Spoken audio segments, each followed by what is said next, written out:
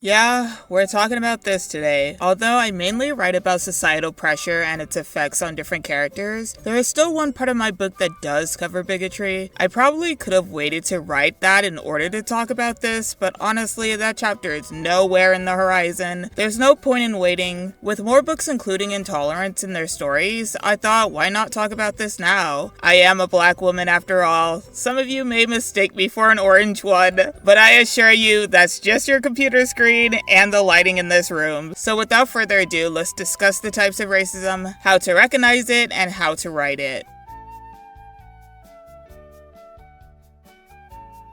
Bigotry comes in many forms, but for the purpose of writing characters, let's talk about overt and covert racism. Overt racism is when someone openly expresses their hatred for a group of people. They're public in their actions, speech, and violence. Overt racism can include hate crimes, slurs, swastikas, you know what it is, you get it. In the modern day, overt racism is frowned upon. You can't walk around in a hood or do the salute without people immediately calling you out on it, so you're not getting away with it as easily. Covert racism, however, is racist beliefs hidden behind coded behavior. It's usually subtle and indirect. This includes microaggression, racial profiling, or insensitive jokes. Covert racism is the modern day racism that you can pretty much still get away with if you wanted to. You could still tell someone that their English sounds good or tell a racist joke and not get as much of a negative reaction from some people. Which type of racist should you write? Well, I believe there's a case for and against both.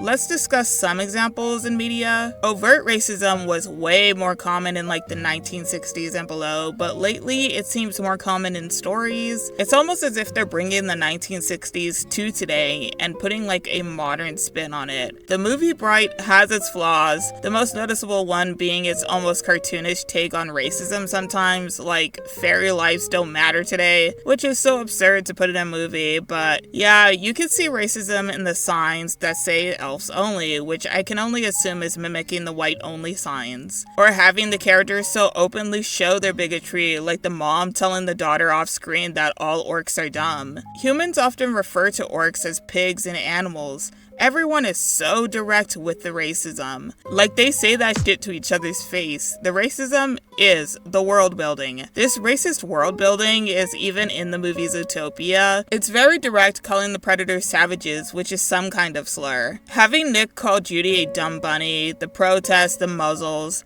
the right to refuse service solely given to predators. Zootopia and Bright have this similar thing going on. Everyone is racist and we all hate each other, and you, the audience, you're gonna know about it. It's all in your face, which isn't bad. It's just interesting to write like this, this Jim Crow type story in the modern day. Let's have the characters be hostile towards each other and have systems in place to keep oppression a problem. Is this good writing when tackling racism? Yes and no.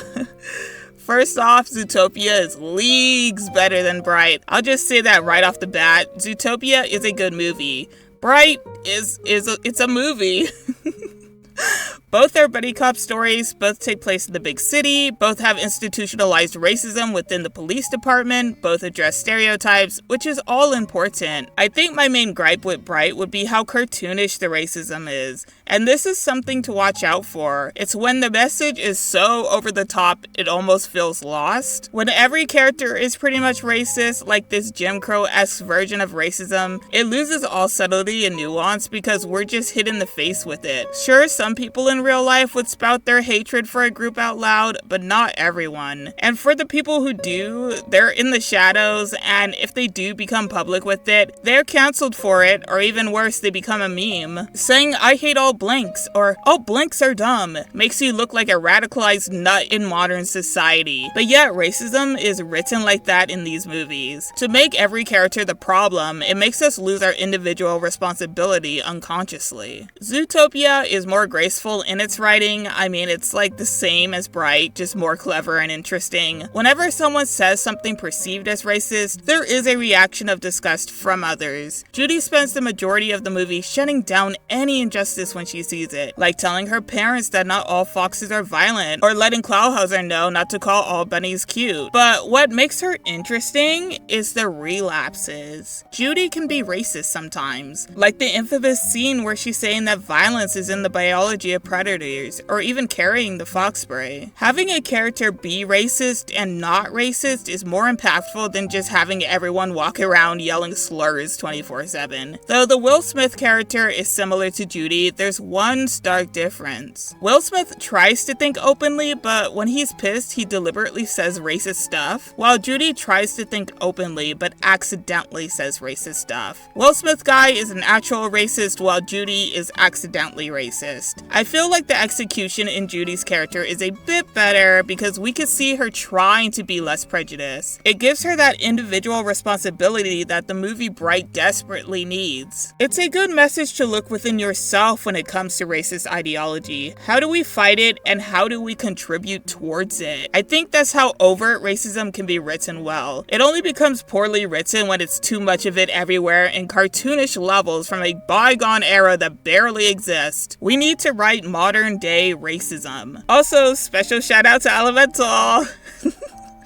The only Pixar movie that made me scream and cry like no joke. I had a stronger reaction to that movie than I did with Spider-Verse that year. I love Elemental. It healed my inner Wattpad kid and the marketing did it dirty. But that's another movie that handles this theme really well, but for multiracial couples. We could talk about that in another video, maybe Valentine's Day, hold me to it. But yeah, that's overt racism. When it's written nowadays, it's usually integrated in the world building. But okay, let's talk about covert racism. Let's analyze some characters and how they're written. Covert racism is modern day racism. Instead of having every character racist and mean towards each other, we have the one intolerant person among the sea of tolerant people. These guys don't want to be seen as racist because it's socially unacceptable. Instead, they use sneaky ways to express how they feel. Writing a character like this can be very interesting. It's also not as common. The classic Static Shock episode, everyone knew Mr. Foley was going to be brought up eventually in this video. It's a very relatable episode too, because I've been in this situation multiple times. I've had a friend tell me once that her mom didn't like black people, so I should stay in the car. So yeah, you know, I appreciate the heads up, because it's less scary than walking inside a racist household. You got like 2 to 3 family members just staring at you quietly as your friend scrambles to explain why they brought a black person into the house. This is nowhere a unique experience. I know so, because it was written into this cartoon as well. Richie is too embarrassed to tell Virgil that his dad is racist. When Mr. Foley and Virgil meet, Foley is immediately passive-aggressive, having responses like, "Hey, Mr. Foley, good to finally meet you. Hey, Dad, this is my friend Virgil. Remember I told you about him?" Not nearly enough. He's not like this normally. Hey, I've had days like that myself. And also having responses like, "Richie, I brought over the latest MC Rapwell CD. It is slamming. Yeah, we'll crank it after dinner." There will be no rap played in this house. Sean, please. Maggie, that music teaches kids to disrespect their parents. Some rap is positive, Mr. Foley. It's all garbage. It tells kids to write on walls, stay out past curfews, and heaven knows what else. It tears down everything guys like me built. Look around you, Dakota's gone to pot. Well, not in my house. you know, there's nothing inherently racist about it, but it's always important to watch the tone and inflection. People always focus on the words, but never how those words are delivered. Anyways, Virgil's response is very interesting. He says, "Dad, sometimes, you know, I'm so embarrassed. Will you stop? My pops hates hip-hop too. It's not a black-white thing, it's an old thing. As far as I'm concerned, this whole thing is squashed." And I hope people realize that no one's first conclusion will be racism, because deep down, no one wants to be a victim of it. No one wants to believe that they're hated over something they can't control. It's a very mature response based on a hint of denial but reasonable optimism. That reasonable optimism all but shatters when Mr. Foley just starts bitching privately about Virgil to his wife, saying, "And now I see why Richie acts like a hood, Maggie. That kid's a bad influence. All his kind are. Keep your voice down. It's bad enough I gotta deal with them all day long. Now one of them's in my house." And after Virgil hears that, he immediately dips. Mr. Foley is so interesting because he's not like the characters in Bright or Zootopia or even Elemental. In public, he's passive-aggressive. He just seems like a mean person. Even when confronted with what he said, he denies it, saying, "What your son heard, Hawkins.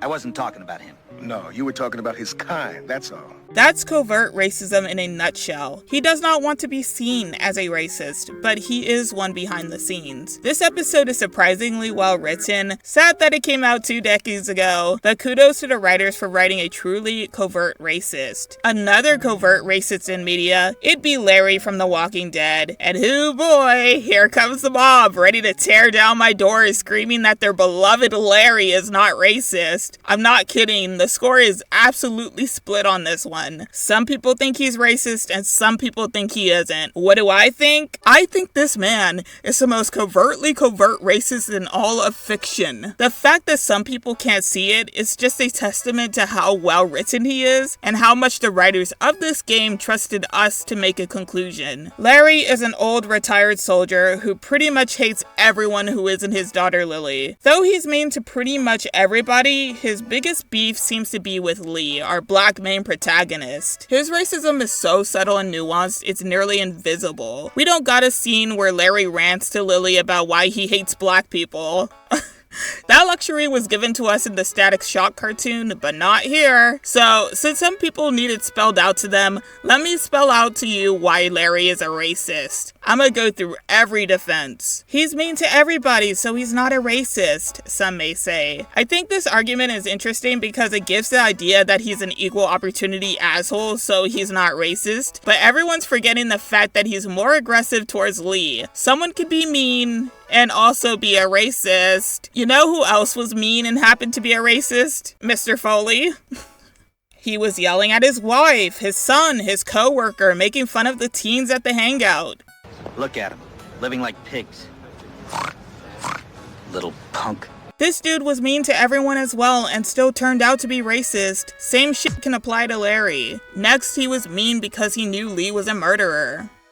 This is 100% true. That tracks. I sign off on that. But remember, Lee's murder was due to someone banging his wife. A heat of passion murder, to be specific. He killed the other man in the affair. He's not like some serial killer. In reality, Lee is like no threat to anyone there. And people like Carly and Kenny knew that. Lee's wife is nowhere in sight throughout the whole game. Lee wasn't gonna recreate that murder and he was ashamed by it. Not only ashamed, but honest about it. Lee is patient, kind, and well-mannered throughout the entire game, so the anger towards him seems so forced by Larry. Also, again, there's such thing as two truths. He hates Lee because he's a murderer, and even though I don't think Larry knew that right away, still, he was aggressive almost immediately. There's so much more here that people choose to ignore. Larry's use of the word boy. I haven't heard anyone try to argue against this one because no one talks about it, but his use of the word boy is how we know he's racist. The word boy in itself isn't racist. In fact, it's said normally throughout the game. I followed your case a little bit, you being a Macon boy and all. Your boy's a lifesaver. Glad he could be a help to somebody. That's my boy, Ken Jr. We call him Duck, though. Right now, we're just freaking everybody out. Then get ready to deal with it, because that boy is bitten. Not gonna happen. Keep a good eye on him. These boys will work on getting you your medicine. That's right. And you keep an eye on that front door. You're our lookout. There's nothing wrong here, but this use of the word boy. You hear me? I asked you a question, boy. Now that's where it's racist. Larry only refers to two people in this game as boy. Duck, the literal boy. Then get ready to deal with it, because that boy is bitten. And Lee, the fully grown black man. It's Larry, right? Man, this is his son. Look around, dumbass. I got a daughter in here. You got a daughter in here. Get your head out of your ass, boy. We've all got people in here. Kenny is never called boy. Doug is never called boy. Mark is never called boy. The only people Larry calls boy is Duck and Lee. Referring to a black man as boy is considered racist, and it has been for decades. We even have Martin Luther King Jr. talking about that in his prison cell, recounting the times that his dad was called boy. This has been known for a while. We even have Ash versus Tyson Foods in 2006. Ash sued for racial discrimination, citing his supervisor supervisor calling him boy during the job. The jury agreed it was racism. The 11th Circuit Court said it wasn't because there was no modifier. The Supreme Court reversed that and said that the word boy can be racially charged even without a modifier. An overt racist, they would just call you the N-word. A covert racist will call you its close cousin. Larry, specifically to Lee, and only Lee, calls him boy. Considering the ruling of the court case and the development of episode 1, I wouldn't be surprised if the writers knew. Lastly, there's a literal scene where you can accuse him of being racist, and this whole exchange happens. Thanks. Hey, I'm the one doing all the work over here. You didn't think to give me the axe? Come on, Larry. Give it a rest, man. Things are different. Being a racist is outdated. Oh, and that's what you think this is? Is that what you told him? Yeah, that's right. And what are you gonna do about it? Larry, your line was, "I'm not racist." He doesn't admit to being racist, but he doesn't deny it either. Instead, he asks a bunch of questions as if he's stumbling around his words, and then immediately changes the subject to Lily. Is that what you told him? Yeah, that's right. And what are you gonna do about it? That's a freaking crazy exchange. Like, why wouldn't he deny it? What are you gonna do about it sounds like an admission to me. It's baffling. You know, I sometimes regret this shitty communication studies degree, but moments like these make it all worth it, because I get to analyze scenes like this. Larry in this scene is buying more time to get his excuses straight. He deflects like 3 times, then shifts the focus onto something else instead of addressing the accusation. Yes, he cares about Lily. I believe him, but why is he saying that and not answering the racism accusation? Larry is racist. Even Clem says so later down the line. Lewis and I told them what happened in the woods. That woman who attacked you, Lily. So you do know her. We were wondering. Who the hell is she? I mean, I know you're not, like, with her group, but the others don't like the coincidence. Her showing up right after you? I mean, she's horrible. She always has been. Her dad was a racist asshole, and she defended everything he did. And no, she didn't say that because she didn't know Lee was a murderer. She very much knows the details of Lee's murders. Larry being racist didn't come out of nowhere. He's just so covert with his racism that it's borderline undetectable unless you pay attention closely to the dialogue and know some history about racism. Or hell, even experience Larry in the wild. Writing characters like this is the best because that's how racism looks like in the modern day. It has the risk of flying over many people's head. Many people. But that's okay. Someone who's been through it, they'll know it and recognize it.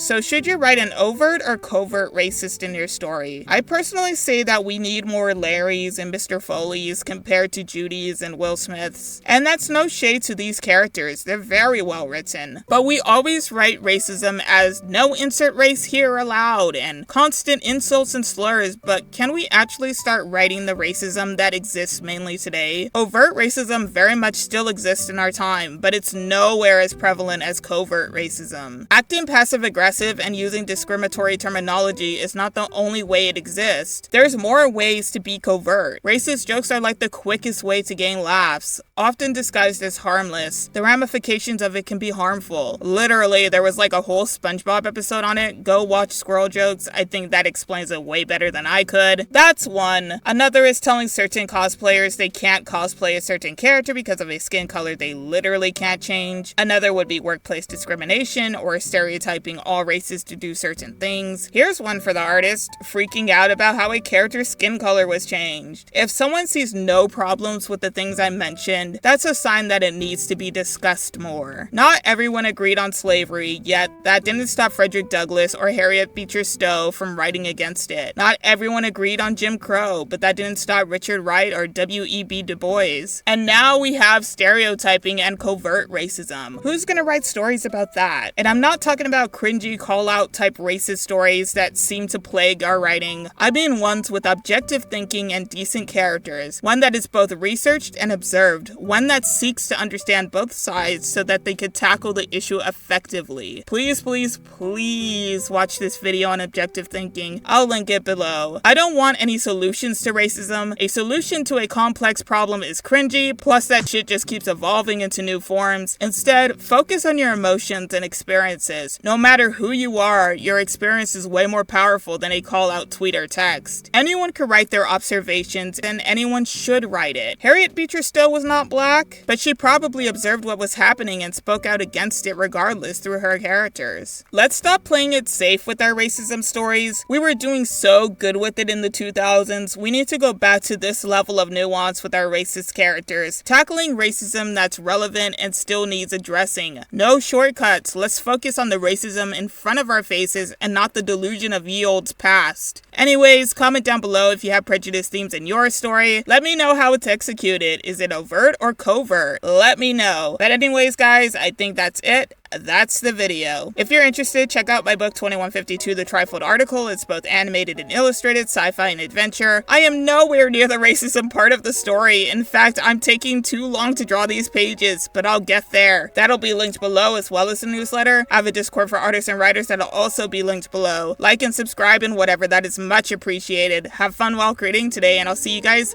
later!